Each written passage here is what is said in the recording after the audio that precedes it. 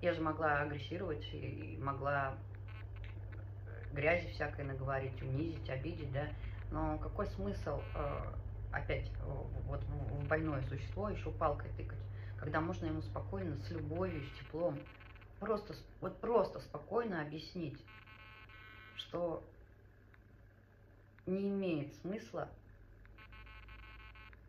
все уничтожать из-за того, что тебе больно когда-то кто-то сделал.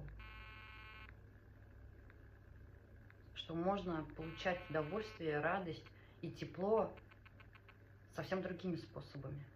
Не убивая, не уничтожая, не унижая. Задумайтесь об этом.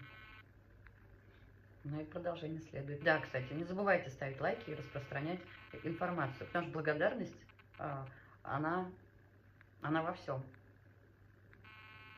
До новых встреч.